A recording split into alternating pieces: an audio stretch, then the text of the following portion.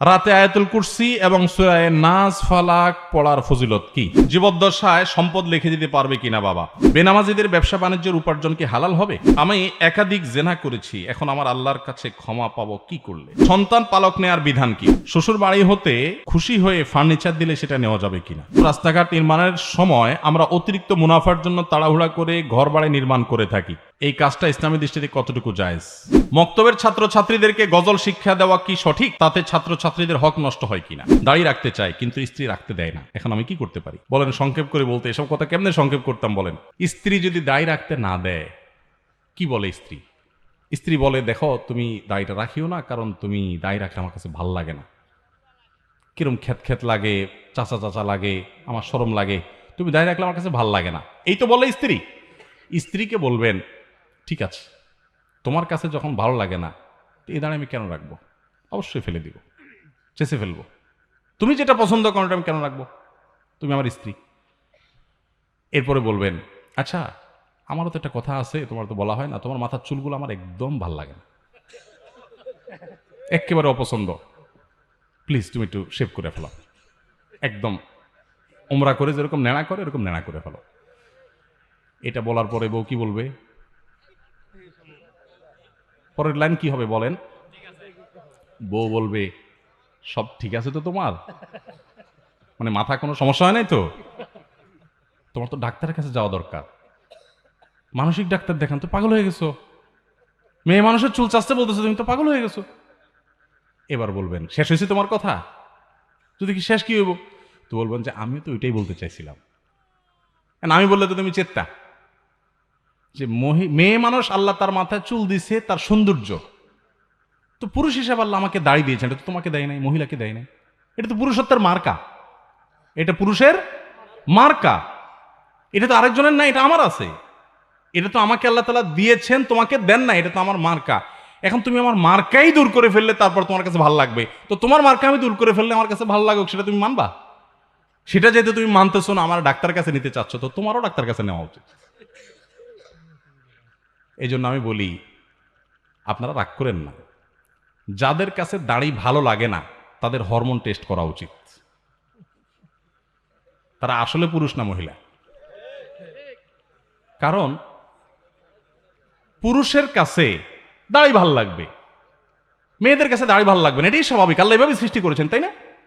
এখন পুরুষ হওয়ার পর আপনার কাছে দাড়ি ভাল লাগতেছে না, অথবা কোনো মেয়ে মানুষ সে পুরুষের মুখে দাড়িটা সহ্য করতে পারতেছে না, তাহলে এটাকে আসলে মহিলা কিনা এটা টেস্ট করা দরকার, এটা হরমোন টেস্ট করা উচিত। ভাইরা আমার, আপনারা রাগ করবেন না, আল্লাহ তাআলা এই দাড়িটা পুরুষকে দিয়েছেন, মোষটাও পুরুষকে, এই জন্য মোষ একটু একটু ছোট ছোট থাকতে হয়, আর দাড়ি লম্বা তো এটা আলামত।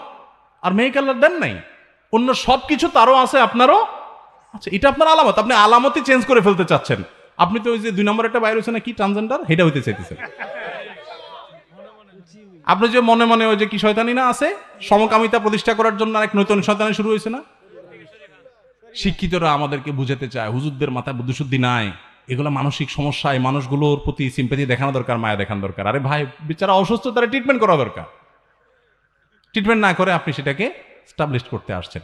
আসল ধান্দা হলো ওই যে আল্লাহ বলেছেন শয়তানের টার্গেট মানুষের লিঙ্গ পরিচয়, এটাকে সে সৃষ্টিকে পরিবর্তন করে দিবে, সেটার ষড়যন্ত্রের অংশ। এরা কতটা অ্যাগ্রেসিভ আপনি কল্পনা করতে পারবেন না। এজন্য চায়না এবং রাশিয়ার মতো দেশ বলেছে এরা হলো জঙ্গি এবং সন্ত্রাসী, এরা পৃথিবীতে অ্যাগ্রেসিভলি এটা সব জায়গায় ঢুকাচ্ছে, আমাদের পাঠ্য বই না, শুধু সব জায়গায় ঢুকাচ্ছে, শুধু আমাদের দেশে না, সারা পৃথিবীতে পুশ করছে গায়ের জোরে জোরে। এরা বলে মত প্রকাশের স্বাধীনতা, কিন্তু আপনার মত প্রকাশের স্বাধীনতা নেই, আপনি তাদেরটা মানতে বাধ্য। এরা সেভাবে পুশ করাচ্ছে। তো যারা দাড়ি দেখতে পারে না, আমার কাছে তো সন্দেহ হয় যে এরা আসলে কি পুরুষ না মহিলা। অতএব দাড়ি যাদের অপছন্দ হয় মহিলা হয়েও, তাদের হরমোন টেস্ট করা উচিত। এরপরে প্রশ্ন হলো, সন্তান পালক নেয়ার বিধান কি? অনেক প্রশ্ন একজনে করছেন, এতগুলো উত্তর দেওয়া যাবে না। আচ্ছা, একটা দেই, সন্তান পালক নেয়ার বিধান কি? সন্তান পালক নেওয়া যাবে। সন্তান পালক নিবেন মানুষের উপকার করার জন্য। একটা গরিব মানুষ, তার অনেকগুলো বাচ্চা আছে, পালতে পারে না, মাটা মরে গেছে, বাচ্চা পালন করার কেউ নাই, বাপটা মরে গেছে, ইতিম হয়ে গেছে, তখন তাকে নিয়ে আসেন, অথবা তার মার কাছে রাখেন, খাবার দাবার দেন, পড়াশোনার খরচ দেন, মানুষ করে দেন, পোশাক আশাক দেন, আদর যত্ন দেন, এটা আল্লাহর জন্য করবেন। এ হলো সন্তান পালক নেওয়ার কনসেপ্ট ইসলামে। আর আমরা সন্তান পালক নেই কোন ধান্দায়? বাবা ডাকবো, মা ডাকবে, এই মতলব। মানে আমার ছেলে মেয়ে নাই, তো একটু বাপ মা ডাক শুনতে মন চায়, এই জন্য আরেকজন ছেলে নিয়ে আসলাম। এটা হওয়া উচিত না। হওয়া উচিত হলো যে ঠিক আছে, একটা বাচ্চা থাকলে ভালো লাগে, আরেকজনের বাচ্চা সে খাওয়াতে পড়াতে পারে না, আমি নিয়ে আসলাম। কিন্তু বলতে হবে ভাই আপনার বাচ্চা আপনার, ওর কামাই রোজগার আপনি খাবেন, বা আপনার সন্তান হিসাবেই থাকবে। আমি একটু লালন পালন করতে চাই, একটু তারা পালতে চাই, একটু নিজের কাছে রাখতে চাই, ভাল লাগে একটা বাচ্চার সাথে থাকলে, ঠিক আছে, এটা ঠিক আছে। কিন্তু আমাদের বেশিরভাগ লোক ছেলে মেয়ে হয় না, এখন বাপ মা ডাক শুনতে হবে, এই জন্য আরেকজনের সন্তান নিয়ে আসে, আইনা ওই বাপের নাম মুছে দেয়, মায়ের নাম মুছে দেয়, ওই পোলা জানেও না তার বাপকে মাকে, এরা নকল বাপ নকল মা সাজে, সারা জীবন এই নকল বাপ নকল মা ডেকে ডেকে দিন পার করে।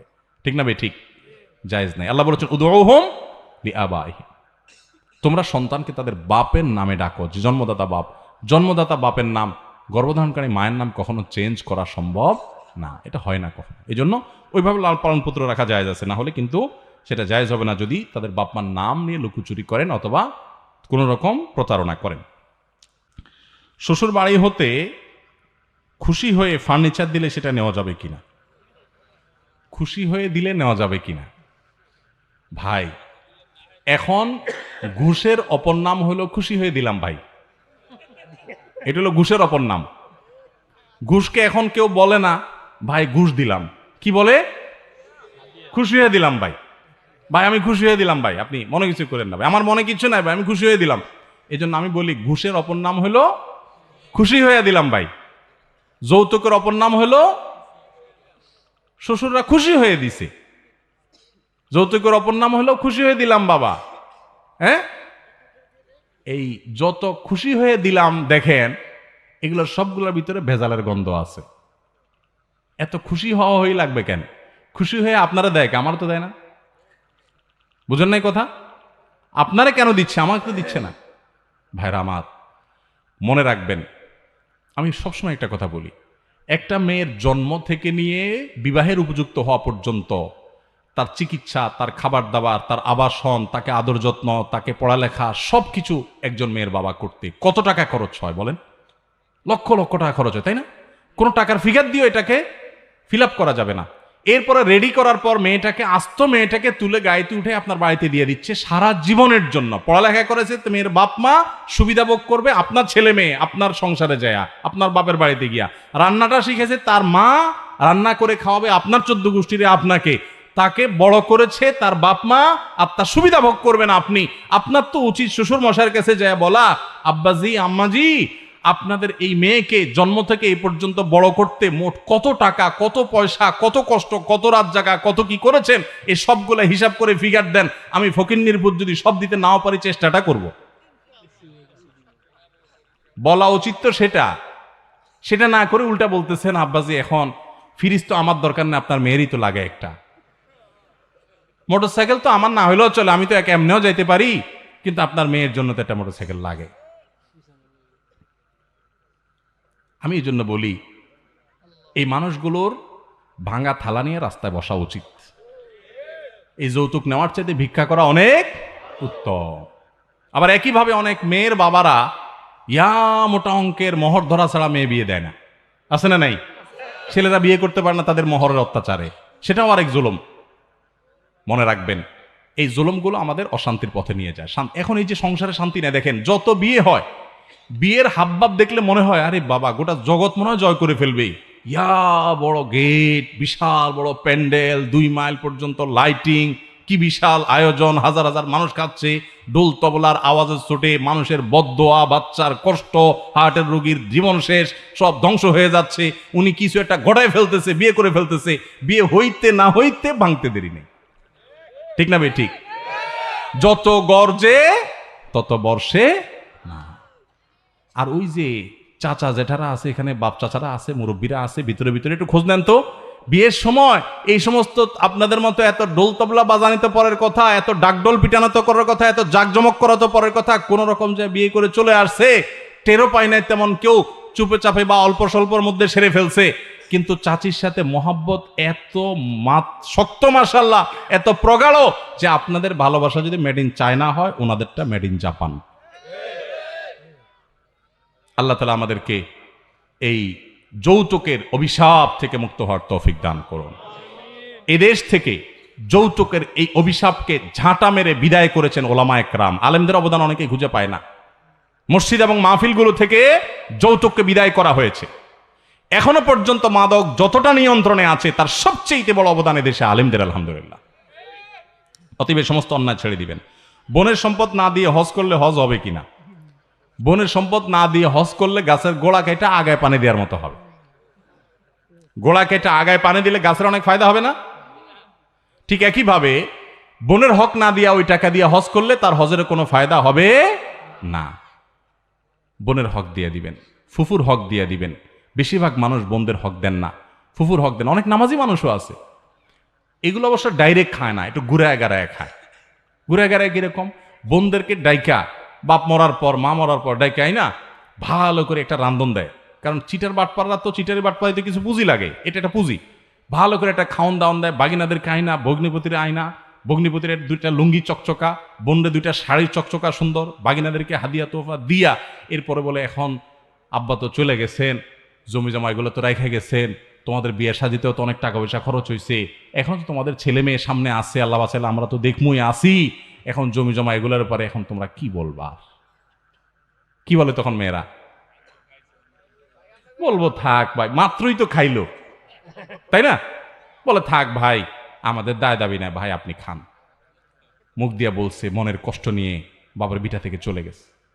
আবার নিতেও চায় না, কারণ নিলে এই অসভ্য সংস্কৃতি বলবে যে বাপের বাড়ির থেকে হক নিয়ে আসছে, তাহলে এই বাড়িতে আবার আসবে কেমনে? ঠিক না? আবার আসবে কেমনে? ভালো করে শুনে রাখেন, আপনার বোন আপনার বাবা মা মারা যাওয়ার পর তাদের সম্পদ থেকে যে হক পাবে, পাই পাই করে হিসেব করে এটা মূল্য বের করে তাদেরকে দিয়ে দিবেন। এরপরে তারা জমি নিয়ে বিক্রি করলে করবে, না করলে আপনি টাকা দিয়ে ন্যায্য মূল্য দিয়ে জমি রাখবেন, তাদেরকে খুশি মনে তাদের যা পাওনার সব দিবেন, এবং দেওয়ার পরে বলবেন, বোন খাড়াও, কথা এখনো শেষ হয় নাই, তুমি বাবার সম্পদে তোমার যা হক আছিল এটা বুঝে পাইছো, তোমারটা তুমি নিছো। এর মানে এই না যে তোমার সাথে আমার সম্পর্ক শেষ হয়ে গেছে। ভাই বোনের সম্পর্ক কোনোদিন শেষ হওয়ার জিনিস না, মরণ পর্যন্ত থাকবে। এই ভিটা তুমি আসবা, তোমার ভিটায় আমি যাব, সারা জীবনের জন্য এটা তোমার বাড়ি, কারণ তোমার ভাইয়ের কাছে তুমি আসবা, রক্তের বন্ধন রক্ষা করা ফরজ, অতএব তুমি আসবা। সম্পদ আর হক নিয়ে গেছো দেখে সম্পর্ক থাকবে না তা না। এরকম যদি করতে পারেন তো আপনি মুসলমান, আর যদি সেটা না করতে না পারেন তাহলে আপনি পয়সার গোলাম, সম্পদের গোলাম, জমির গোলাম, এগুলো কিচ্ছু সাথে নিতে পারবেন না, কিন্তু এগুলোর পাপের বোঝা আপনাকে নিয়ে জাহান্নামে যেতে হবে। অতএব সাবধান থাকবো তো ইনশাআল্লাহ। বোনের হক দিবেন তো সবাই ইনশাআল্লাহ। আরে ভাই, বরকত দেওয়ার মালিক আল্লাহ। মানুষের হক মেরে ছেলে মেয়ের জন্য দিবেন, ওই ছেলে মেয়ে খয়রাত করতে পারে, আর মানুষের হক ঠিক মতো দিয়ে দেন, আল্লাহর উপর তাওয়াক্কুল করেন, আল্লাহর ছেলে মেয়েকে, আপনার সন্তানদেরকে এত দেওয়া দিবেন যে আপনি কল্পনা করতে পারবেন আপনার মৃত্যুর পর আরো ভালো থাকবে ইনশাআল্লাহ। শ্রদ্ধার সাথে চলবো তো ইনশাআল্লাহ। ইসলামের জন্য আপনাকে ভালোবাসি। আপনার কাছে একটি প্রশ্ন, রাস্তাঘাট নির্মাণের সময় আমরা অতিরিক্ত মুনাফার জন্য তাড়াহুড়া করে ঘর বাড়ি নির্মাণ করে থাকি, এই কাজটা ইসলামী দৃষ্টিতে কতটুকু জায়েজ? বুঝলাম না। রাস্তাঘাটের নির্মাণের সময় ঘর বাড়ি বানায় মানে এটা আবার কি? রাস্তাঘাট বানানোর সময় ঘর বাড়ি বানায় কি লাভ? ও, রাস্তার আশেপাশে যাতে ভাঙা পড়ে। সুবহানাল্লাহ বলবো না নাউজুবিল্লাহ বলবো? আল্লাহ, আহা, এই কাহিনী তো আমার এতটা জানা ছিল না। দেখেন কত মাসালা এখনো জানার অভাব আছে আমার। এই নরসিংদী না আসলে মাসালা শিখতে পারতাম না। সুবহানাল্লাহ। ভাইরা আমার, দেখুন এই টাকা পয়সা এগুলো কি কবর নিয়ে যাওয়া যাবে ভাই? যে কাফন পরায় দেওয়া হবে শরীরে, জীবনে বহু জামাই তো পরেছি আমরা, তাই না? শার্ট, গেঞ্জি, পাঞ্জাবি, কত কিছু তো পড়তেছি, তাই না? সব পোশাকেই কম বেশি পকেট আছে। পাঞ্জাবিরও পকেট আছে, শার্টেরও পকেট আছে, প্যান্টেরও পকেট আছে, তাই না? পাজামারও পকেট আছে। কিন্তু মরার সময় যে কাফনটা পরে যাবেন ওইটাতে কিন্তু পকেট নাই। পকেট আছে কাফনের? পকেট নাই, কিচ্ছু নিয়ে যেতে পারবেন না। আমার এক বড় ভাই আছেন, অনেক বড় ব্যবসায়ী মানুষ। উনি আমাকে প্রায় বলেন, ভাই পয়সা কামার জন্য জীবনে বহু কষ্ট করছি, আল্লাহ যথেষ্ট দিছেন, এখন পয়সা কামার জন্য আর অতিরিক্ত কষ্ট, যেটা পাগল হয়ে যায় না মানুষ, এগুলো ছেড়ে দিছি। কারণ যেদিন বুঝেছি যে এগুলোর কোনো কিছু নিয়ে যেতে পারবো না, সেদিন চিন্তা করলাম কেন তাহলে এত কাহিনী করব। এই যে আপনি রাস্তা নির্মাণ হচ্ছে, সরকার অ্যাকোয়ার করছে, রাস্তা নির্মাণ হচ্ছে, হতে যাচ্ছে, এটা টের পেয়ে রাস্তার আশেপাশে আপনি ঘর বানালেন, যাতে ভাঙলে যা খরচ করছেন তার চেয়ে বেশি বিল আপনি আদায় করতে পারেন। এই যে অসৎ উপায় আপনি অবলম্বন করলেন, অযথা একটা জিনিস ভাঙবেন, নিজে হাতে ধ্বংস করবেন, শুধুমাত্র একটু বেশি টাকা আদায়ের জন্য এই যে প্রতারণা করলেন, এই যে 2 নম্বরই করলেন, এই যে গুনাহের কাজ করলেন, এই যে অসততা অবলম্বন করলেন, এই যে চিটারি করলেন, এটার নাম চিটারি। বানাচ্ছেন ঘর, আসলে মতলব টাকা। বানাচ্ছেন ঘর, মতলব কি? মানুষ ঘর করে থাকার জন্য, ঘর করে থাকার জন্য, ঘর করে ভাড়া দেওয়ার জন্য, ঘর করে ব্যবহার করার জন্য। আপনি ঘর করছেন ভাঙার জন্য, আপনি ঘর করছেন 2 নম্বর পথে টাকা কামাই করার জন্য। আপনি প্রতারণা করছেন, আপনি ধোঁকা দিচ্ছেন। নবী সাল্লাল্লাহু আলাইহি সাল্লাম বলেছেন, মান গাসসা ফালাইসা মিন্না, যে ধোঁকা দেয়, যে প্রতারণা করে, যে 2 নম্বরই করে, যে চিটারি করে, সে আমার উম্মত নয়। আপনার দাড়ি অনেক লম্বা হতে পারে, আপনার দাড়ি সাদা হতে পারে, আপনি মেহেদি লাগাতে পারেন, আপনার টুপি অনেক লম্বা হতে পারে, আপনার পাগড়ি 7 হাত হতে পারে, আপনার জুব্বা অনেক লম্বা হতে পারে, আপনি হজ করতে পারেন, আপনি উমরা করতে পারেন, আপনি মসজিদের সভাপতি হতে পারেন, সেক্রেটারি হতে পারেন, ইমাম সাহেব হতে পারেন, আলেম সাহেব হতে পারেন, আপনি মসজিদের অনেক সামনের কাতারে মুসল্লি হতে পারেন। আপনি যেই হন না কেন, যত বড় টুপি লাগেন না কেন, আল্লাহর খাতায় আপনি চিটার, আল্লাহর খাতায় আপনি প্রতারক, আপনি ভণ্ড, আপনি 2 নম্বর মানুষ। মনে রাখবেন, ঠিক ঠিক বলে খুব বেশি চিল্লানোর দরকার নাই ভাই, একটু ভেতর থেকে উপলব্ধি করেন। হয়তো আপনারা এখন চিন্তা করতেছেন আপনাদের এলাকায় কেউ এই কাজ করছে, এখন তারে বাঁশ দেওয়ার জন্য জোরে সোরে ঠিকঠাক বলতেছেন। ভাইরা আমার, আমি ঠিকের টোন শুনে চেষ্টা করি বুঝার এই ঠিকের মতলব কি। আমি খুব বেশি চালাক চতুর মানুষ না, তবে আবার এত বোকাশোকাও না যে আপনারা ঠিকঠাক বলবেন আর আমি খুশি হয়ে যাব। আমি বুঝতেছি এই কথাগুলো হয়তো কারোর উপরে যাচ্ছে, আপনি খুব মজা পাচ্ছেন, এই জন্য একেবারে জোরসে নারায় তাকবীর দিচ্ছেন, জোরসে ঠিক বলতেছেন, হুজুর বাঁশ দিচ্ছে, আমি ঠিক বলে আরেকটা বাঁশ দিয়ে দিলাম। ভাইরা আমার কথা শুনেন, কথা শুনেন, আল্লাহর কসম, এটা মজা নেওয়ার জিনিস না ভাই, সিরিয়াস কথা, সিরিয়াস কথা। হয়তো কেউ করছে, আপনি হয়তো অন্যভাবে করছেন, আপনি ঠিক ঠিক চিল্লায়েন না। ঠিক ঠিক চিল্লানোর চাইতে বড় জিনিস হলো উপলব্ধি করেন, কখনো অসৎ উপায় অবলম্বন করে 1টি টাকাও কামাবেন না। চেষ্টা করা যাবে না ইনশাআল্লাহ। যুবক ভাইয়েরা, এই দেশটা শেষ হয়ে গেছে দুর্নীতির কারণে। আমাদের দেশ যতটা পিছিয়ে আছে, যতটা পিছিয়ে আছে, আমরা যতটা অন্যান্য দেশের চাইতে পেছনে আছি, তার প্রধান প্রধান এবং মূল কারণ হলো দুর্নীতি। কোনো সন্দেহ আছে? আমাদের রাস্তায় রডের বদলে বাঁশ, প্রত্যেকটা ক্ষেত্রে। এটা তো খুব মজা করে বললেন, রডের বদলে বাঁশ, দেখে খুব মজা নিছেন, অমুকে করছে তমুকে করছে, ফেসবুকে গোষ্ঠী উদ্ধার করছেন। আপনার একটা চাকরি দিয়ে দিলে, সবাই না, অনেকে আছেন যে ফাইলটা আটকায়া 10 টাকা কামাই করবেন। মুখে অনেক লম্বা লম্বা কথা, ঠিক ঠিক বলা অনেক সোজা। এখানে ঠিক ঠিক বলার চাইতে গুরুত্বপূর্ণ হলো শপথ করেন যে আমাকে আল্লাহ যদি তৌফিক দান করে, চৌকিদারির চাকরি হোক আর রাষ্ট্রপতির চেয়ার হোক, যেখানেই থাকি না কেন, আমার জীবন যাবে, আমি অবৈধ উপার্জন করব না ইনশাআল্লাহ। চেষ্টা করা যাবে না? এই দেশটাকে সোনার দেশ হিসাবে গড়ে তোলার জন্য আমাদের সৎ হতে হবে, ইসলাম চর্চা প্রত্যেকটা ক্ষেত্রে করতে হবে। মসজিদে ইসলাম চর্চা করলেন, গায়ে গোত্রে ইসলাম রাখলেন, টুপি লাগালেন আর আপনার জুব্বাব লাগালেন আর দাড়ি লাগালেন আর হজ আর উমরা করলেন, শুধু এর নামে ইসলাম না। ইসলামের অনেক গুরুত্বপূর্ণ একটা ফরজ বিধান হলো হালাল উপার্জন করা। 2 নম্বর পথে কামাই করবেন আর হাজি সাহেব সাজবেন। এই হাজিগিরির দাম মানুষের কাছে থাকতে পারে, আল্লাহর কাছে নাই। কথা কি বুঝাইতে পারছি আমি?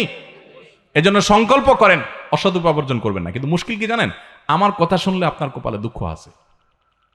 দুঃখ কি বলবো? দুঃখ হলো বিয়ে করার জন্য বউ পাবেন না। আরে বউ পাওয়া তো পরের কথা, নিজের মা বাপের কাছেও বিল পাবেন না। মা বাপও দেখবেন খুশি না, বলবে যে কি একটা ছেলে আমার, কি যে চাকরি করে। বলেন তো, পড়ালেন বলেন তো। হ্যাঁ হ্যাঁ, কি যে চাকরি করে, জামাটাও পাল্টাতে পারে নাই। কি যে চাকরি করে, বাড়িটাও করতে পারে নাই। কি যে চাকরি করে, কিছুই করতে পারে নাই। বাপ মাও বলবে, এলাকাবাসীও বলবে। এবং শুধু এটুকু বললে হয়তো, এক একটা আলপিন দিয়ে খোঁচা দিয়ে বলবে কি জানেন, এই যে অমুকের ছেলে এক লগে চাকরি করছে, কত কিছু করে ফেলছে। হ্যাঁ, বাড়ি দোতলা জায়গায় 3 তলা করে ফেলছে, শহরে জমি রাখছে, দোকান রাখছে, কত কিছু করছে। মাশাআল্লাহ, কি সুন্দর চকচকা গায়েব করে চলে আসে। আর আমার ছেলেটা কি যে করে আল্লাহ জানে। আছে না নাই? ওই চাচা দেখবেন অনেক সময় সামনের কাতারে মুসল্লি, তসবি, ঠগাইস ঠগিস না, ঠগাইস ঠগিস না, তসবির দানা। উনি হয়তো সুবহানাল্লাহ সুবহানাল্লাহ পড়ে, কিন্তু আচরণ বলতেছে সুবহানাল্লাহ না, ঠগাইস, মানুষকে ঠগাইস, নিজে ঠগিস না। এই টাইপের তসবিওয়ালা মানুষ আছে না নাই?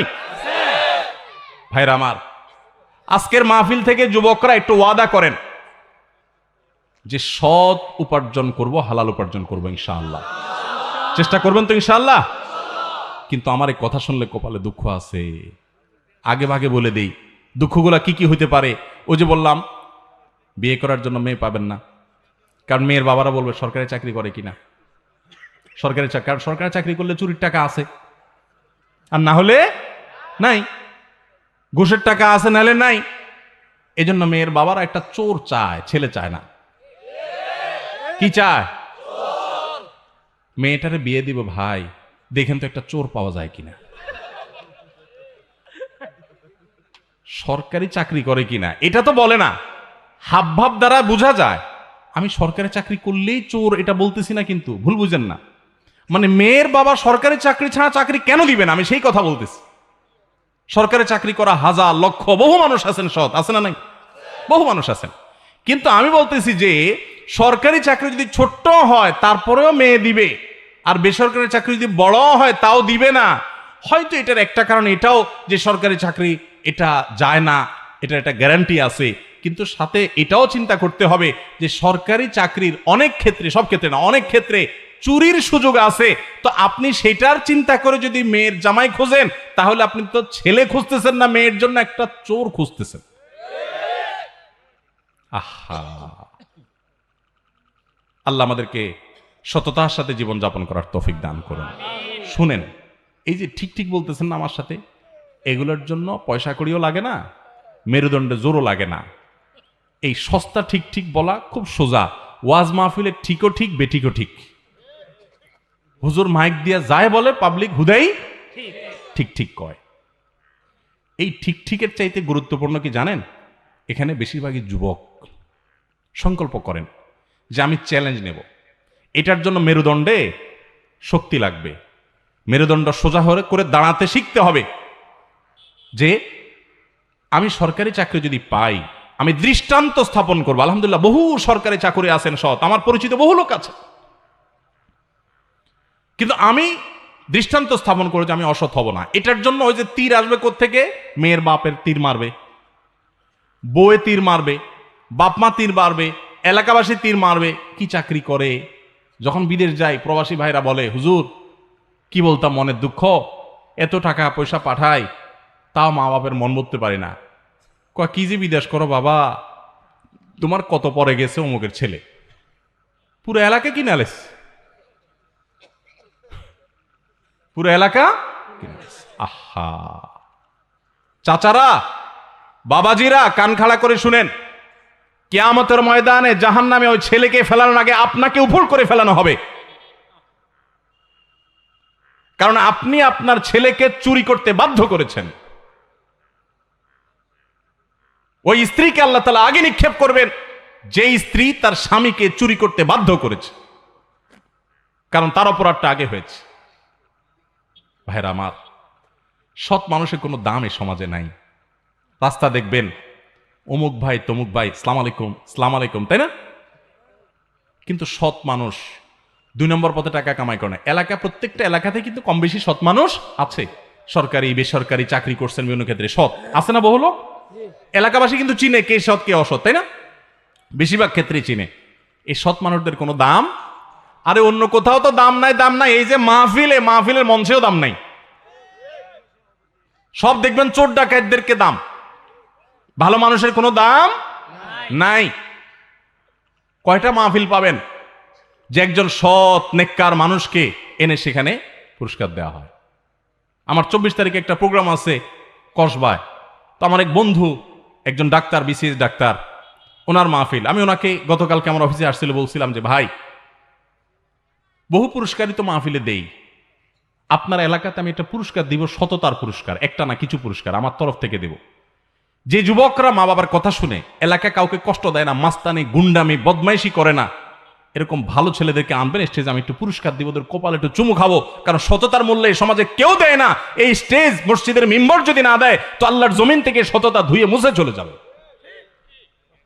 মসজিদ কমিটিতেও দেখবেন যে সব চোর ডাকাত খুঁজে খুঁজে বাইর করে। আমি সবাইকে বলতেছি না, বা আবার ভুল বুঝেন না, বেশিরভাগ আমি সেটা বলছি। কয়টা মসজিদে আপনারা দেখেন যে মসজিদ কমিটিতে ভালো ভালো মানুষগুলোকে, যে এলাকার সবচেয়ে সৎ, সবচেয়ে ভালো মানুষ, সত্য কথা বলে, ধানাই ফানাই করে না, 2 নম্বরই করে না, এই মানুষগুলোকে খুঁজে খুঁজে এনে মসজিদে দায়িত্ব কয়টা মসজিদে দেওয়া হয় বলেন তো? নাই। কারণ আমরা সবাই চাই, আমরা হুজুররাও চাই যে মসজিদটা চকচক করুক, আমার কমিটির লোকজন চোর ডাকাত যাই হোক মসজিদ যেন চকচক করে। এটা কি ইসলাম? এটা ইসলাম না। আমার মাহফিলের চকচকের চাইতে গুরুত্বপূর্ণ হলো আমরা যেন সৎ হতে পারি। তো সৎ হতে হলে অনেক ঝামেলা আছে। যুবক ভাইরা, এখন আপনারা সিদ্ধান্ত নেন কে কে সৎ থাকবেন আর কে কে অসৎ থাকবেন। অসৎ থাকলে সুবিধা আছে কি?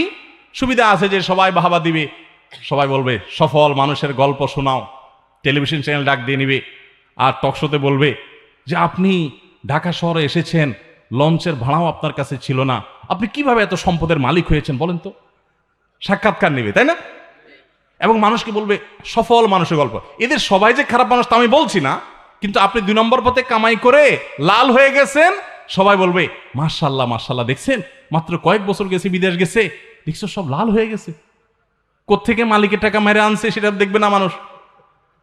সবাই এরকম না, কিন্তু বেশিরভাগই যারা অল্প সময় আঙ্গুল ফুলে কলা গাছ হয় বেশিরভাগই এরকম। তো এখন অসৎ হলে সুবিধা আছে যে সবাই সফল মানুষের গল্প শুনবে, সবাই বাহবা দিবে, কিন্তু সৎ মানুষ হলে কেউ দাম দিবে না। এখন সৎ হবেন না অসৎ হবেন? তাও সৎ হবেন। আল্লাহ আপনি আমাদের নিয়তগুলোকে কবুল করে নিন। আল্লাহ আমাদের মেরুদণ্ডগুলোকে শক্ত করার তৌফিক দান করুন। অসৎ হওয়ার জন্য যোগ্যতা লাগে না, অসৎ হওয়ার জন্য যোগ্যতা, চোর হওয়ার জন্য যোগ্যতা লাগে না, সৎ হওয়ার জন্য যোগ্যতা লাগে। সৎ হওয়ার জন্য মেরুদণ্ড শক্ত থাকতে হয়, হিম্মত থাকতে হয়, সৎসাহস থাকতে হয়। বাবাকে বলতে হয় বাবা আমি চুরি করব না। তুমি অসন্তুষ্ট থাকতে পারো বাবা, আমি 2 নম্বর জিনিস তোমাকে খাওয়াবো না। আমাকে অন্যদের উদাহরণ দিবা না, আমাকে সৎ মানুষের উদাহরণ দাও। যুবকরা বলা যাবে না বাবাকে ইনশাআল্লাহ? বেয়াদবি করা ছাড়া সুন্দর ভাই বলা যাবে না। আমি এই জন্য বলি, বিয়ের আগে বউরে বলে দিবেন, শোনো বউ, আমি কিন্তু বড় তেড়া যুবক, আমি কিন্তু 2 নম্বর পথে কামাই করব না। অতএব অন্য মানুষদের বউদের মতো সকাল বিকাল শাড়ি পাল্টাবা আর 3 পিস পাল্টাবা, মার্কেটে যায় কেনার পরে বলবা শুধু কার্ডের ঘষা দেন আর বিল দেওয়া হয়ে যাবে, এগুলো কিন্তু আমার দ্বারা হবে না। আমি কিন্তু হালাল খোর, আমি হারাম খোর না। বলা যাবে না ইনশাআল্লাহ? হবু বউরে বলে দিতে পারবেন না? বেশিরভাগ ক্ষেত্রে দেখবেন ওই মেয়ে বলবে আব্বু না, সমস্যা আছে ছেলের, কারণ তার দরকার কি? একটা চোর। তার দরকার একটা চোর, তার দরকার একটা ঘুষখোর, তার দরকার একটা দুর্নীতিবাজ, তার দরকার একটা টিন চোর, তার দরকার একটা গম চোর। সে সৎ মানুষ পছন্দ। আপনি সাথে সাথে সেজদা পড়ে যাবেন, যাক একটা চোর প্রিয় মানুষ থেকে আল্লাহ আমাকে মুক্তি দিছে। একটা সৎ মানুষ খুঁজবেন, চেষ্টা করা যাবে না ইনশাআল্লাহ? আল্লাহ আমাদের সবাইকে তৌফিক দান করুন। তাহলে ওখান থেকে এত কথা আসলো যে রাস্তার পাশে ঘর তুললেন, ধান্দা হলো ভাঙা পড়বে, টাকা বেশি পাবো। কি করবেন টাকা নিয়ে? যদি কবর নিয়ে যেতে পারেন, আখেরাতে কাজে লাগে, তাহলে তো একটা ব্যাপার ছিল। তা তো পারবেন না। আপনি বলবেন না পারলে কি হয়েছে, ছেলে মেয়ে খাবে, ছেলে মেয়ে ভোগ করবে নিশ্চিত। বহু মানুষ সম্পদ রেখে চলে গেছে, তার ছেলেমেয়েরা ভোগ করতে পারে নাই, হাতে বুতে অন্য মানুষ খেয়ে ফেলছে, আছে না নাই? সবচেয়ে বড় হতভাগাকে জানেন? আল্লাহর জমিনে সবচেয়ে বড় দুর্ভাগা, সবচেয়ে বড় বেয়াকুব এবং নির্বোধ মানুষ হলো সে, যে যাদের জন্য চুরি করবে তারাও সে দায় নিবে না। কিয়ামতের দিন ছেলে আয়সা বলবে না, আব্বা চুরিদারি ডাকাতি 2 নম্বরই যা করছেন, ঘুষ সুদ যা খাইছেন আমাদের জন্যই তো খাইছেন, আল্লাহ আমার আব্বারে জাহান্নামে দিয়ে না, আমাদের নিয়ে যান। বলবে না ভাই, কোরআন বলেছে ইয়াউমা ইয়াফিরুল মারউ মিন আখিহি ওয়া উম্মিহি ওয়া আবিহি ওয়া সাহিবাতিহি ওয়া বানি। সন্তান বাপকে দেখে মাকে দেখে পালাবে, যে না জানি আজকে কোনো কিছুর জন্য ধরে। সবাই ইয়ানফসি ইয়ানফসি করবে। যাদের জন্য চুরি করবেন ওরাও দায় নিবে না। আপনার মতো নির্বোধ কে হতে পারে? সন্তানকে চুরির সম্পদ দিয়ে বড় করবেন না, সততা দিয়ে বড় করেন। আমাদের সমাজে আজ ঘরে ঘরে সেই মা বাপ আছে যে মা বাপ চায় আমার সন্তান থাকুক আজ দুধে ভাতে, সেই মা বাপ নাই যে মা বাপ বলে আমার সন্তান থাকুক আজ ঈমান আমলে সততার সাথে। সেই মা বাপ নাই। মা বাপ নকল কিনে এনে দেয়, বাবা 2 নম্বরে করে পরীক্ষা দেয়। আমার ছেলে পরীক্ষা দিবে, তো তার কোন টিচার, সব টিচার তো আর একরকম হয় না, বলে যে তুমি কি পরীক্ষা দাও বলো তো বাবা, তুমি ডানে বামে কিচ্ছু, তোমার আশেপাশে মানুষ আছে বলে মনে হয় না, এটা কি, তুমি কি ধরনের পরীক্ষা, একটু খেয়াল রাখো, ডানে আশেপাশে একটু খেয়াল রাখতে হয়।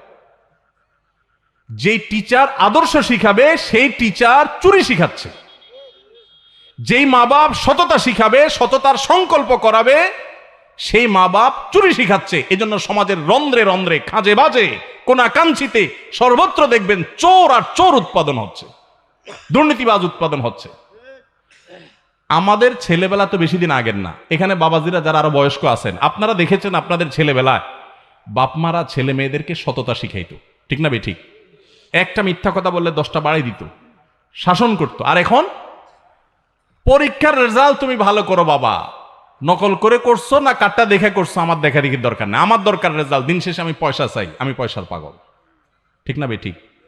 রেজাল্ট ভালো মানে পয়সা, কেরিয়ার ভালো হবে, এই তো ভাব ভাব। আল্লাহ তাআলা আমাদের সবাইকে সৎ হওয়ার তৌফিক দান করুন। ঘরে ঘরে সততার চর্চা করবে। সততার লাভ কি জানেন? নগদ লাভ হইল মানসিক শান্তি। যারা চোর এদের মানসিক শান্তি হয় না। ধরেন একজন চুরি করে হাজী সাহেব হয়েছে, এখন সারা জীবন আকাম কুকাম করছে, এখন লাখ লাখ কোটি কোটি টাকার মালিক হয়ে গেছে। এখানে মাহফিল আয়েশা বলল, হুজুর সিফাত হাসান সাহেবের মাদ্রাসার জন্য আমি এত লাখ টাকা দিয়ে দিলাম, জানে মাহফিলের জন্য এত টাকা দিয়ে দিলাম, হুজুর আপনারও একটা হাদিয়া দিয়ে দিলাম। আমি খুশির চুটি বললাম, আল্লাহ আপনি হাজী সাহেবরে কবুল করেন, আল্লাহ হাজী সাহেবরে জান্নাতের একেবারে জান্নাত পার করে জাহান্নামে পৌঁছায় দেন। আমি হয়তো অনেক লম্বা লম্বা দোয়াও করে দিব, আপনারাও বলবেন নারায়ে তাকবীর, সুবহানাল্লাহ, বলেন মাশাআল্লাহ, আলহামদুলিল্লাহ, কিন্তু আল্লাহর ফেরেশতা বলবেন তুই চোর। তুমি মানুষের চোখে ধুলা দিতে পারো, বাট তুমি দিন শেষে মানুষের রক্ত চুষে এই টাকা এনে এখানে ঢালছো, এটাতে মানুষকে খুশি করতে পারো, আল্লাহ খুশি হবেন না? আল্লাহ খুশি হবেন যখন এই টাকার মালিকের কাছে টাকা ফেরত দিবা। আজকে আমার অফিসে এক লোক আসছে, আয়সা বলে, হুজুর দুবাইতে এক চিটার, সে আমার কয়েক কোটি টাকা মেরে দিছে, তো আমি তারে খুঁজতে গেছি দুবাইতে, তো সে আমাকে মক্কার মিকাত থেকে ভিডিও কল দিছে, দিয়া তার এহরাম পরা ভিডিও দেখাচ্ছে সে ওমরা করতে গেছে। অর্থাৎ বুঝাইতেছে তুমি আমার দুবাই খুঁজে লাভ নাই চান্দু, আমি মক্কায়। তো সে ভিডিও কল দিয়ে দেখাইতেছে। তো আমার বলতেছে, হুজুর আমার একটু বুঝান, এই লোকটা ওমরা করতে গেছে কি দুঃখে, সে আমার মতো এরকম বহু মানুষের টাকা মেরে নিয়ে গেছে। সে দেখাইতেছে, দেখো তুমি আমার পিছনে লাগিয়ে লাভ না, আমি কিন্তু আল্লাহর ঘরে আছি। আমাদের চিটারি বাটপারি এই লেভেলে চলে গেছে যে হিতাহিত জ্ঞান পর্যন্ত হারিয়ে গেছে। সততার সাথে চলবো তো ইনশাআল্লাহ। সততার সাথে চলার লাভের কথা বলতেছিলাম। লাভটা কি জানেন? মানসিক শান্তি। ওই যেটা বলতেছিলাম যে হাজী সাহেব আইসা টাকা দিল, পয়সা দিল, হাজী সাহেব চুরি ডাকাতি করে এগুলো কামাইছে, আমরা সবাই নারায়ে তাকবীর মারহাবা দিলাম, হাজী সাহেবের পোলাপাইন ভাব চক্কর নিয়ে রাস্তাঘাটে চললো, গায়ে নিয়ে চকচকা ঘুরলো, ইউ ভাব জাহির করলো। মাগার হাজী সাহেব নিজের মনের ভিতরে উনি জানেন উনি একটা চোর, উনি জানেন উনি একজন রক্তচোষা, উনি একজন দুর্নীতিবাজ, বহু মানুষের চোখের পানি ফেলে টাকা উপার্জন করে আজকে তিনি এটা কামাই করে এই জায়গায় এসেছেন। ওনার ছেলে মেয়ে নাতিপুতিতে এগুলো বুঝবে না, সবাই তো খুব ভাবসাব জাহির করবে, আমরা হুজুররা বলবো নারায়ে তাকবীর সুবহানাল্লাহ আলহামদুলিল্লাহ, কিন্তু উনি দিন শেষে জানেন উনি একটা চোর। তো এই যে অপরাধবোধের অদৃশ্য দাহন, অপরাধবোধের অদৃশ্য জ্বালা, এটা কিন্তু খুব ডেঞ্জারাস জিনিস। সবাই আপনাকে নারায়ে তাকবীর দিচ্ছে, বাট আপনি বুঝতেছেন এই সব টাকা তো চোরের টাকা, তাহলে আপনার মনে কোনোদিন শান্তি আসতে পারে না। আপনি মুখে হাসবেন কিন্তু ভিতরে জ্বালা থাকবে যে আসলে এগুলো তো আমার না। অসৎ উপায়ে টাকা কামাই করবেন, দুনিয়াতেই অশান্তি ভোগ করবেন, আর সৎ উপায়ে টাকা কামাই করবেন, হয়তো মানুষ একটু দাম টাম দিবে না, কিন্তু মনের দিক থেকে আপনি সুখে থাকবেন। নবী সাল্লাল্লাহু আলাইহি সাল্লাম এইটাই বলেছেন, লাইসাল গিনা বিকাসরাতিল আরদ ওয়ালাকিন্নাল গিনা গিনান নাফস। অনেক সম্পদের মালিক হওয়ার নাম সচ্ছলতা নয়, আসল সচ্ছলতা হলো মনের সচ্ছলতা। আপনার মন যখন বলবে যে আলহামদুলিল্লাহ আমি তো 2 নম্বর কোনো টাকা কামাই করি নাই, কারণ হক কোনোদিন মারি নাই, আলহামদুলিল্লাহ আল্লাহ তোমারে বাঁচাইছে, তখন অল্পের মধ্যে আপনার শান্তি লাগবে। আর অনেক আছে নিঃশ্বাস ফেলতে পারবেন না। আমার কাছে এক হাজী সাহেব বহু আগে, মনে হয় 19-20 বছর আগে, আরো বেশি হতে পারে, আমি প্রথম যখন ইমামতি করি, আমার কাছে এক হাজী সাহেব এসে বলে, হুজুর আমার জমি জমাগুলো সব মসজিদ মাদ্রাসা করতে, উনি একটা জমি আমাকেও মসজিদ করার জন্য মাদ্রাসা করার জন্য দিছিলেন, আমি এটা করতে পারি না, সময় পাই না, আরেকজনকে বলছি দিছে আরেকজন। তো আমার কাছে এসে বলে, হুজুর আমি আজকে একটা মাদ্রাসার জমি দিয়ে দিই, আরেকটা মসজিদের জন্য দিয়ে দিই, আরেকটা গরিবদেরকে দিয়ে দিই, আমার ছেলে মেয়ে আমার বউ পারলে আমার গলা চিপে মেরে ফেলে, যে বুড়া কি পাগল হয়ে গেছে নাকি, সব দিয়ে দিচ্ছে কেন, আমরা কি করব? তো আমি বললাম ঠিকই তো, আমি তো ছেলেদের পক্ষে, ইসলাম তো বলে না আপনারা সব এভাবে দিয়ে দিতে, তারা কি মানুষের কাছে হাত পাতবে নাকি, তাদের জন্য রেখে যেতে বলছে ইসলাম, আপনি কেন সব দিয়ে দিচ্ছেন, কিছু দেন কিছু রাখেন। তখন সেই মুরব্বী আমাকে বলতেছে, বাবা রে আপনিও আমার দুঃখ বুঝলেন না। আমাকে কি আপনার দুঃখটা কি বলেন, বললে তো বুঝবো। বলে যে বাবা রে এই জমি জমা যা দেখতেছেন সব তো চোরাই টাকার। হাসির বিষয় না, ওনার চোখ দিয়ে ছলছল করছে, পানি ছলছল করছে, উনি আমাকে বলতেছেন বাবা এগুলো সব তো চোরাই টাকা, আমি কয় টাকা বেতন পাইছি সেগুলো দিয়ে সংসার চালাতেই কষ্ট হয়ে গেছে, তখন বিভিন্ন সময় ঘুষ নিয়ে নিয়ে এসব জমি জমা করছি, বুঝি নাই তখন আল্লাহর ভয় ছিল না, এখন বয়স ভার হয়ে আসছে, সকাল বিকাল চোখে শুধু কবর দেখি, জীবন পুরাটা শেষ করে ফেলছি, সামনে মৃত্যু ছাড়া কিচ্ছু নাই, দেখতে পাচ্ছি পরিষ্কার, সবাই সবাইকে নিয়ে ব্যস্ত, ছেলে ছেলের ফ্যামিলি নিয়ে, মেয়ে মেয়ের ফ্যামিলি নিয়ে আনন্দ ফুর্তিতে ব্যস্ত, বাট আমি আমার চোখের সামনে কবর ছাড়া কিছু দেখছি না, একের পর এক সাথী সঙ্গে হারিয়ে যাচ্ছে, আমার সময় যখন তখন চলে আসবে। এখন আমার বোধোদয় হয়েছে, আপনাদের কথা শুনেছি, আল্লাহর কাছে হিসাব দিতে হবে, প্রত্যেকটা পাওনাদার কিয়ামতের ময়দানে দাঁড়াবে। নবী সাল্লাল্লাহু আলাইহি সাল্লাম বলেছেন, আতাদরুনা মানিল মুফলিস, তোমরা কি জানো সবচেয়ে বড় ভিখারি কে?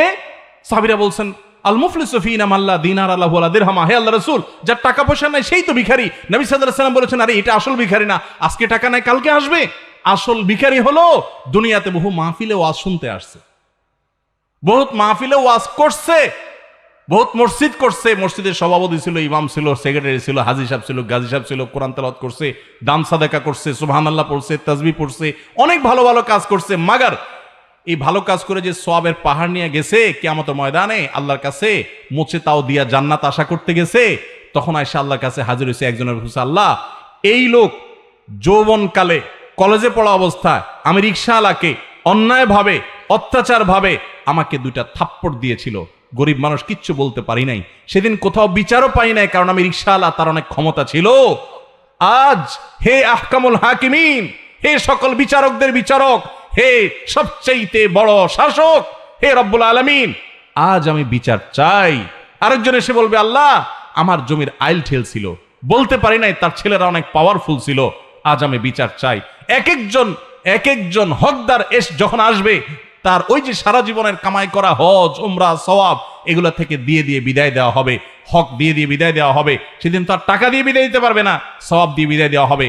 পাহাড় পরিমাণ আমলের সওয়াব নিয়ে এসে সেগুলো পাওনাদারকে দিতে দিতে রিক্ত হস্ত খালি হস্ত হয়ে জাহান্নামে যখন নিক্ষিপ্ত হবে, নবী সাল্লাল্লাহু আলাইহি সাল্লাম বলেছেন, এই লোক হলো আসল ভিখারি, এই লোক হলো জনম দুঃখী, এই লোক হলো সবচেয়ে কপাল পোড়া, যে মানুষের হক মেরেছে, দুনিয়াতে আজকে তার সমস্ত আমল সমস্ত সওয়াবের বিনিময় দিয়ে তাকে মুক্ত হতে হয়েছে, খালি হাতে তাকে জাহান্নামে যেতে হয়েছে।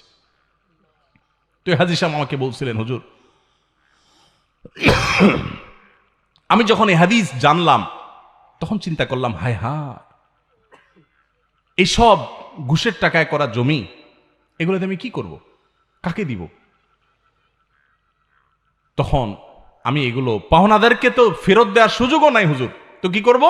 আমি আমার দায় মুক্তির জন্য ওই পাওনাদারদের তরফ থেকে দান করে করে মুক্ত হচ্ছে হুজুর। ছেলেরা তো সেটা বুঝতেছে না। অতএব অপরাধ এবং 2 নম্বর পথে কামাই করবেন, দেখতে খুব চকচকা ফকফকা লাগবে, মনে শান্তি পাবেন না। মনে শান্তি পেতে হলে হালাল উপার্জন করতে হবে, চেষ্টা করা যাবে না ইনশাআল্লাহ। আল্লাহ আমাদের সবাইকে তৌফিক দান করুন, হিম্মত দান করুন, বাবাদেরকে মায়েদেরকে হিম্মত দান করুন, আমাদের মেয়েদেরকে হিম্মত দান করুন, পুরুষদেরকে আল্লাহ তাআলা হিম্মত দান করুন। খুব লজ্জা হয় আমার, আমরা মুসলমান, আমরা চুরিদারি 2 নম্বরই করি, আবার ওয়াজও শুনি। পৃথিবীর অনেক উন্নত দেশ আছে, তারা দুর্নীতি করে না, তাদের অনেক খারাপ জিনিস আছে, কিন্তু তারা কি করে না? দুর্নীতি করে না।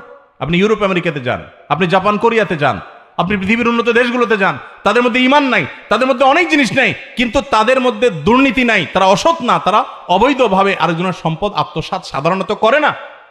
অথচ এটা আমাদের মধ্যে থাকা দরকার ছিল, আমরা নামে মুসলমান। মনে রাখবেন, ইসলাম শুধুমাত্র ওয়াজ শোনার নাম না, ইসলাম আমল করার নাম। এত কথা আপনাদেরকে বলতাম না, শুধু ওই বেশি বেশি ঠিক ঠিক বলছেন, এই জন্য এতগুলো কথা শোনালাম। অতএব ঠিক ঠিকের উপরে থাকবেন না, আমল করবেন। আরেকজনের গায়ে যাচ্ছে সেজন্য ঠিক ঠিক বললেন, পাশে একটু খোঁচাও দিলেন, হ্যাঁ, আশেপাশে একটু খোঁচা দিলেন একজনরে, হ্যাঁ, ওই যে চাচারা দিচ্ছে বাঁশ হুজুরে, দেখছো চাচা ঘর উঠেছে রাস্তার কাছে, হ্যাঁ, ধরা খাইছিনি আজকে। মজা লইয়া লাভ না ভাই, আপনার কবরে আপনি যাবেন, চাচার কবরে চাচা চিন্তা আপনি করার দরকার নেই, আপনারটা আপনি করেন। আল্লাহ আমাদের সবাইকে সজদার সাথে চলার তৌফিক দান করুন। মক্তবের ছাত্রছাত্রীদেরকে গজল শিক্ষা দেওয়া কি সঠিক? তাতে ছাত্রছাত্রীদের হক নষ্ট হয় কিনা?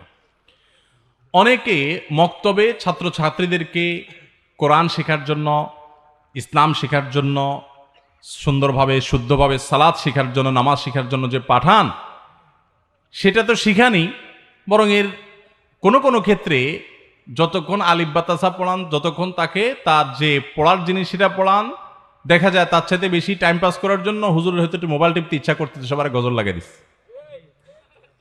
আছে না নাই? যেমন যে মাহফিলে হুজুরের চাকাইতে ইচ্ছা করছেন, সবার জিকির লাগিয়ে দিস, আছে না নাই? তো যাই হোক, এটা ভিন্ন।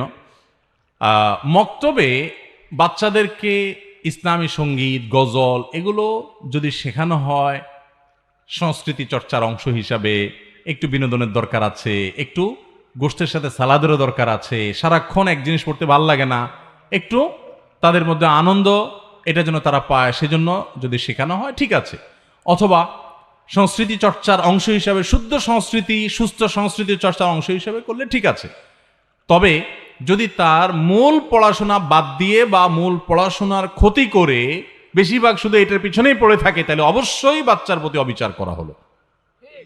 যে শিক্ষক এটি করবেন তার খেয়াল রাখতে হবে। এখন এই যে দেখেন না, বিভিন্ন শিক্ষা প্রতিষ্ঠানে পড়ার চাইতে অপড়া বেশি, কাজের চাইতে অকাজ বেশি, এরকম যদি হয় তাহলে সেক্ষেত্রে অবশ্যই শিক্ষার্থীর প্রতি সেটা অবিচার করা হবে। অনেক শিক্ষক আছেন যে বাচ্চাদেরকে পড়াইতে গিয়ে গল্প গুজব, আড্ডা, এটা সেটা, টাইম পাস, হ্যাঁ 1 ঘন্টা হয়ে গেছে, উনি দৌড় দিতে পারলে যান বাঁচে, আছে না নাই?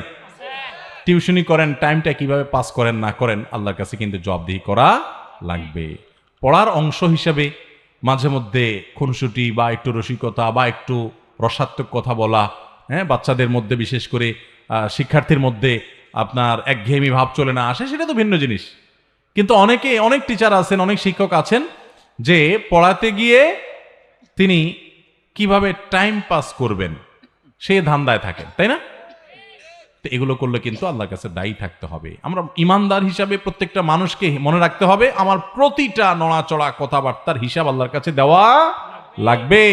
অতএব আমি এমন কিছু না করি যে কিয়ামতের ময়দানে আমাকে আসামের কাঠগড়ায় দাঁড় করাতে, মানুষের হক যেন নষ্ট না হয়। রাতে আয়াতুল কুরসি এবং সূরা নাস ফালাক পড়ার ফজিলত কি? রাতে আয়াতুল কুরসি পাঠ করা এটা অনেক ফজিলতপূর্ণ একটা আমল। ঘুমানোর আগে আয়াতুল কুরসি পড়বেন, আল্লাহু লা ইলাহা ইল্লা হুয়াল হাইয়ুল কাইয়্যুম লা তাখুযুহু সিনাতু ওয়ালা নাওম, শেষ পর্যন্ত। এই আয়াতুল কুরসি পাঠ করলে আল্লাহ রাব্বুল আলামিন ওই ঘরকে চুরি ডাকাতি থেকে হেফাজত করেন, শয়তানের আক্রমণ থেকে, শয়তানের প্রবেশ থেকে আল্লাহ তাআলা নিরাপত্তা দান করেন। অনেকে শয়তানের নানামুখী ওয়াসওয়াসায়, নানামুখী কুমন্ত্রণায় এবং ডিস্টার্বে, স্বপ্নে, ঘুমন্ত অবস্থায় নানাভাবে ক্ষতিগ্রস্ত হন।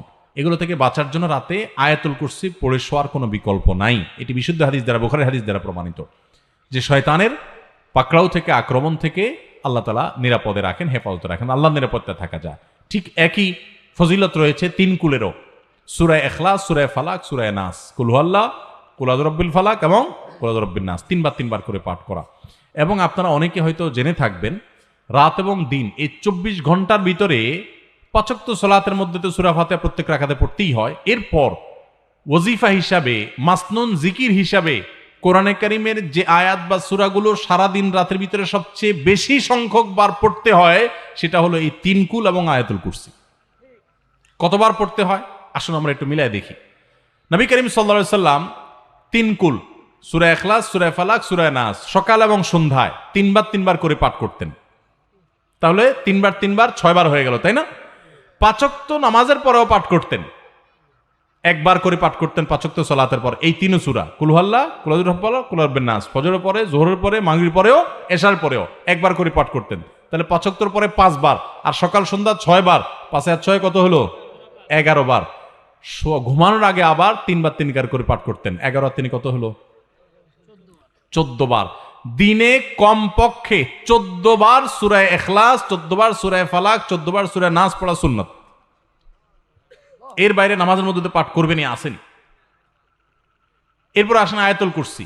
একইভাবে সকাল সন্ধ্যায় নবী সাল্লাল্লাহু আলাইহি সাল্লাম পাঠ করতেন, 5 ওয়াক্ত সালাতের পরে পাঠ করতেন আয়াতুল কুরসি একবার করে, আর রাতে শোয়ার সময়ও পাঠ করতেন। এই জন্য আমি বলি, রাত এবং দিন 24 ঘন্টার ভিতরে কোরআনে কারীমের যেই অংশের তেলাওয়াত সবচেয়ে বেশি করতে হয় সূরা ফাতিহার পর, সেটা হলো এই তিন কুল এবং আয়াতুল কুরসি। এটা কত গুরুত্বপূর্ণ সেটা এখান থেকে বোঝা যায় যে কেন আমাদের প্রতিদিনের বাঁকে বাঁকে, মোড়ে মোড়ে, সকালে সন্ধ্যায় রাতে প্রত্যেকটা জায়গায় নামাজের পরে পরে আল্লাহ নবী সাল্লাল্লাহু আলাইহি ওয়াসাল্লাম এটা পাঠ করতেন। বোঝা গেল যে এটা আমাদের জন্য রক্ষা কবচ, এটা আমাদের জন্য অনেক বেশি উপকারী। বিশেষ করে সকালে পাঠ করলে সারাদিন, সন্ধ্যায় পাঠ করলে সারা রাতের জন্য আল্লাহর নিরাপত্তায় মানুষ চলে যায়। বিশেষ করে দুষ্ট জিনের উপদ্রব, এই যে ব্ল্যাক ম্যাজিক ইত্যাদি নিয়ে আমরা অনেকে অভিযোগ নিয়ে আসি, এগুলো থেকে বাঁচার জন্য এই সকাল সন্ধ্যার আমল অনেক গুরুত্বপূর্ণ, রাতের আমলও গুরুত্বপূর্ণ। অতএব রাতে শোয়ার আগেও করব, আর সকাল সন্ধ্যায় করব, 5 ওয়াক্ত সালাতের পরেও করব। আল্লাহ আমাদের সবাইকে তৌফিক দান করুন। জীবদ্দশায় সম্পদ লিখে দিতে পারবে কিনা বাবা? জীবদ্দশায় সম্পদ লিখে দিবে না, মৃত্যুর পরেই সম্পদ বন্টন হবে। তবে জীবদ্দশায় লিখে যেতে পারে যে কোরআন এবং হাদিসের আলোকে আমার মৃত্যুর পর আমার ওয়ারিসরা বেঁচে থাকলে এই হারে কোরআন হাদিসের আলোকে যে যতটুকু পায় ততটুকু পাবে, এই ব্যাপারে ওসিয়ত করে যেতে পারে। যদি মনে হয় যে আমার মৃত্যুর পর কোনো ছেলের গায়ে বেশি জোর আছে, ও দখল করে ফেলবে, অন্যদেরকে দিবে না, তাহলে সেক্ষেত্রে অবশ্যই বন্টন করা যেতে পারে। কিন্তু সাধারণত মানুষের সম্পদের বন্টন হবে তার মৃত্যুর পর, এটি সাধারণ। কিন্তু ওই যে বিশেষ কারণে যদি আগে বন্টন করতে চায়, তাহলে সেক্ষেত্রে সেটা সুযোগ আছে। বেনামাজিদের ব্যবসা বাণিজ্যের উপার্জন কি হালাল হবে? ব্যবসা বাণিজ্য হালাল হারাম হওয়ার সাথে নামাজি আর বেনামাজির সম্পর্ক নেই। হালাল হারাম হওয়ার সাথে উপার্জনের পদ্ধতি, উপার্জনের প্রক্রিয়া, হালাল হারামের যে বিধিবিধান সেটা মেনটেন করা না করার সম্পর্ক। একজন নামাজি, শুধু নামাজি না, তাহাজ্জুদ গুজার, দাড়িওয়ালা, টুপিওয়ালা, জুব্বাওয়ালা, মাশাআল্লাহ, আলহামদুলিল্লাহ, সুবহানাল্লাহ, সবকিছুই আছে, মাগার দোকানের ঝাঁপ টানায়া দেশি মসুরি আর ইন্ডিয়ান মসুরি মিক্স করে, এরপরে দেশি মসুরি বলে বিসমিল্লাহ বলে বিক্রি করে। হালাল হবে না হারাম হবে? কথা বুঝেন নাই? বিসমিল্লাহ বলে দিছে, কিন্তু আবার পাল্লা উঠাইতেও বিসমিল্লাহ, আবার দেখবেন পলিথিনে ভরতেও কি, আবার হাত দিতেও বিসমিল্লাহ। আসলে নাউজুবিল্লাহ, আসলে কি নাউজুবিল্লাহ। তাহলে হালাল হারাম হওয়ার সাথে সম্পর্ক হলো পদ্ধতির উপর। আপনি নামাজি না বেনামাজি সেটা আরেক জিনিস। বেনামাজি হয়েছেন, কবিরা গুনায় লিপ্ত হয়েছেন, জাহান্নামে যেতে পারেন, ঈমান চলে যেতে পারে, সেটা আরেক জিনিস। বাট উপার্জনের হালাল হারাম হওয়া নির্ভর করে আপনার সততার উপরে। আপনি সততার সাথে করেছেন হালাল, অসততার সাথে করেছেন, যত বড় নামাজি হন হারাম। কথা কি ক্লিয়ার?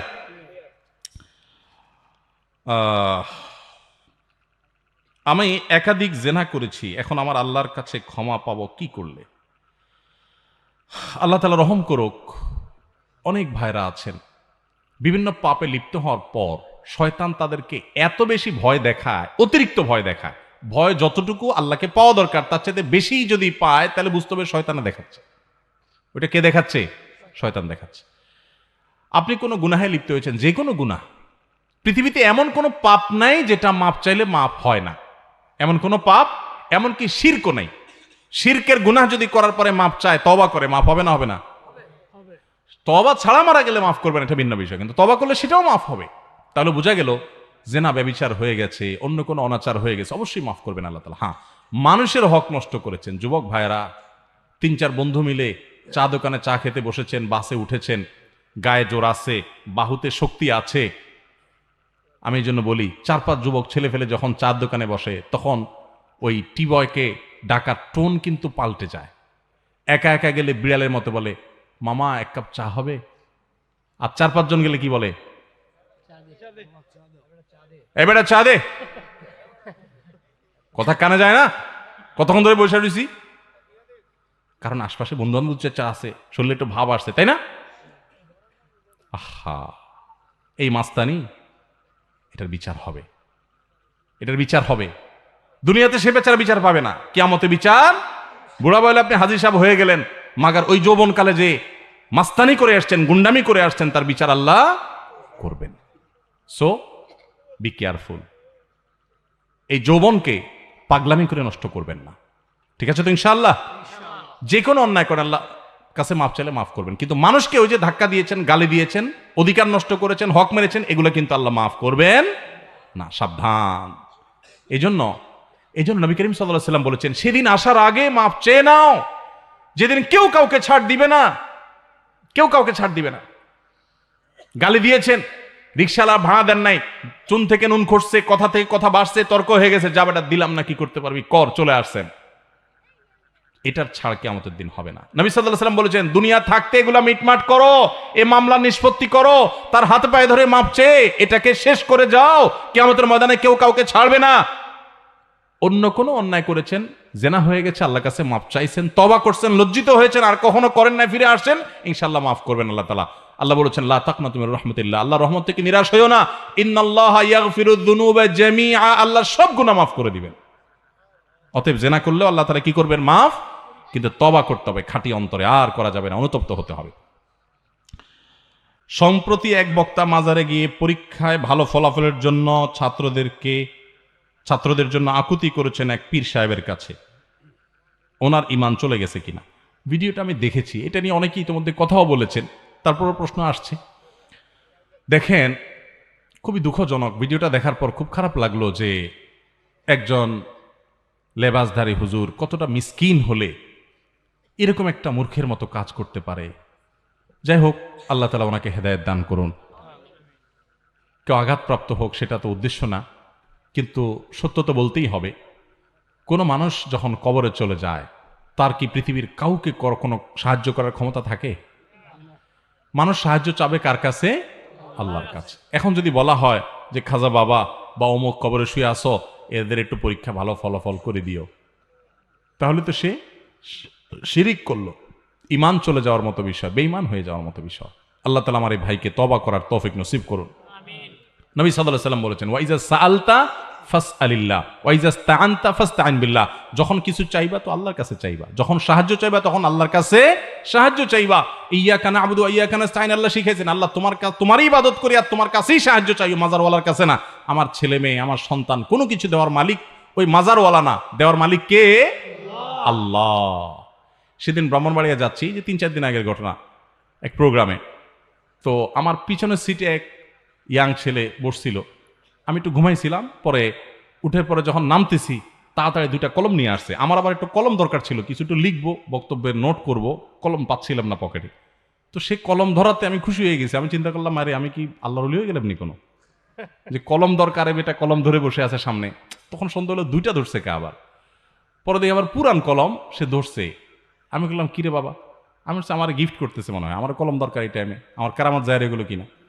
পরে বলে যে না, আমার বোনের কালকে এসএসসি পরীক্ষা, একটু ফুদিয়ে দেন। তো আমি বললাম, শোনো, পরীক্ষা ভালো ফলাফলের জন্য ভালো করে পড়ালেখা করতে হবে, আল্লাহর কাছে দোয়া করতে হবে, সাহায্য চাইতে হবে। আমি দোয়া করে দিলাম আল্লাহ তোমার বোনের ভালো ফলাফল দেখ, তাকে শরিয়া সম্মত চলার তৌফিক দান করুক, দোয়া করে দিলাম, যাও। না হুজুর একটু কলমটা ফু দিয়ে দেন। আমি কলম ফু দিলে কি লাভ হবে? আপনি একটু কুলফু আল্লাহ পড়ে ফু দেন। ঠিক এই শব্দটা বলছে, আপনি কুলফু আল্লাহ পড়ে ফু দেন। তো আমি কি আর করবো, বেচারা দেখি ছাড়ছে না, নাছর বান্দা, তো আমি কুলহু আল্লাহ পড়েই ফু দিয়ে দিছি ওর কথা অনুযায়ী, যে ওষুধ ওই লেখছে, প্রেসক্রিপশন ওই লেখছে, আমি শুধু ওষুধটা দিয়ে দিলাম। কি করব সেটাই লিখে দিছে ও, যে এটা বলে দেন। তো আমি কি করব, আমার ডিসপেন্সারি ম্যান বানাইছে আর ও ডাক্তার হইছে, বলে দিছে যে আপনি কুলহু আল্লাহ পড়ে ফু দেন। তো আমি কুলহু আল্লাহ পড়ে ফু দিয়ে দিছি। আমি এই জন্য প্রায় বলি, ফাঁকিবাজ পোলা পান সারা রাত টোটো করে ঘুরে বেড়াইছে, মোবাইল টিপি করছে, এটা সেটা করে বেড়াইছে, এখন পরীক্ষার আগ দিয়ে মাথা নষ্ট, হাই হাই কি করবো, এবার যায় হুজুর একটু ফু দিয়ে দেন, এটা দোয়া করে দেন। যারা দোয়া চায় ফু চায় সবাই যে ফাঁকিবাজ আমি তা বলতেছি না, কিন্তু ফাঁকিবাজ পোলা পানের মার্কা এটা। আর ভালো ছাত্র হলে, ভালো মানুষ হলে সে পড়ালেখা করবে, এরপর আল্লাহর কাছে দোয়া করবে, 2 রাকাত নামাজ পড়বে, চলে যাবে, শেষ। অতএব এই পরীক্ষায় ভালো ফলাফল বা অন্য কোনো কিছু, এগুলার মালিক কে? আল্লাহ। আল্লাহর কাছে দোয়া করতে হবে। কোনো পীর বা কোনো মাজারে থাকা কোনো মানুষের ক্ষমতা নাই কোনো মানুষের পরীক্ষার ফলাফল নিয়ন্ত্রণ করা।